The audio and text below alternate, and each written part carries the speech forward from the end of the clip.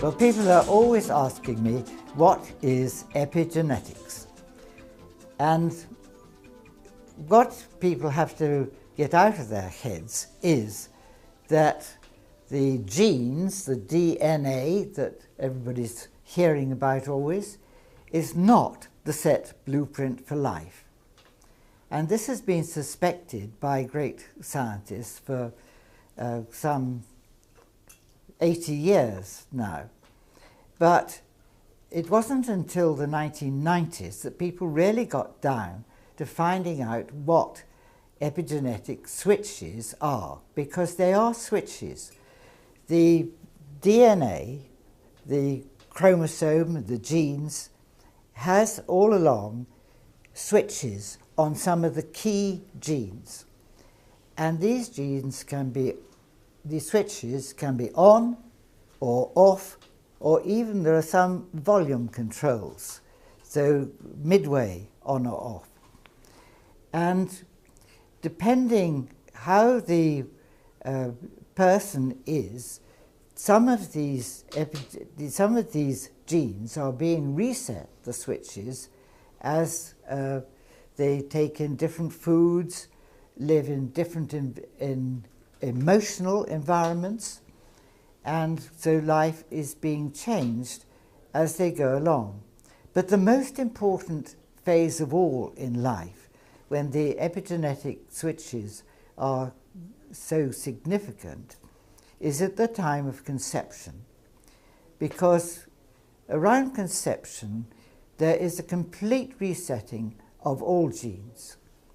And then they're reset in different ways. Some are set according to the father, the way his genes have been set. Some are reset according to the mother, the way her genes have been set. But some are being reset as the action takes place. And as the child goes on developing in the mother, so these genes are being set. And if she is eating certain foods, then the child will develop a taste for these, or possibly an aversion to these. Now, I would like to quote Antonella Sansoni, which is a lovely name, and she is a nutritionist, and she says, well, I educated my children to eat the right things by choosing very carefully what I ate when they were in the womb. And they make naturally good choices for their diet, and they're very healthy. So if conception matters so very much, what are we to do about it?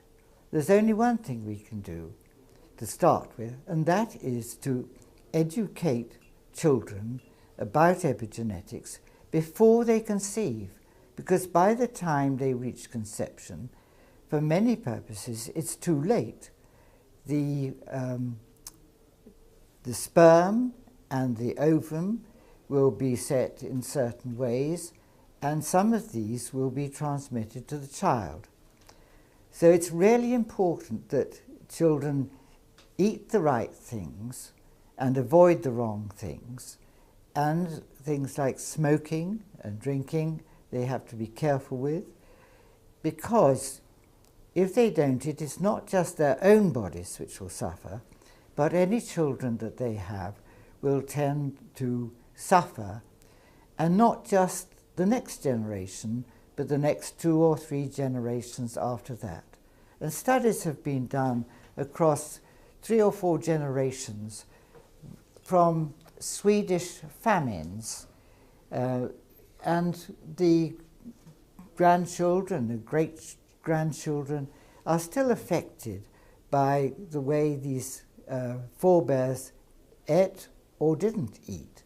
And so they are affected for their entire lifetime.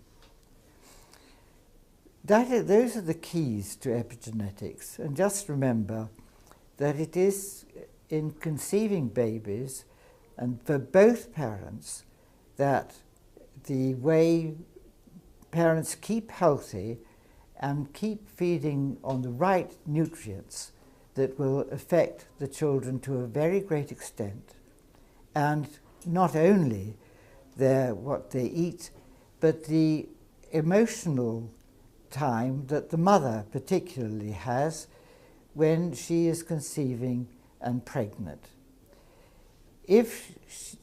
Inevitably some pregnant mothers will be suffering shocks or stress, but the more that can be done to support them and make sure they're properly loved and cared for at that crucial time, the healthier their children will be, the more robust, and the better, particularly, their mental health will be and their abilities. Those are important things to remember.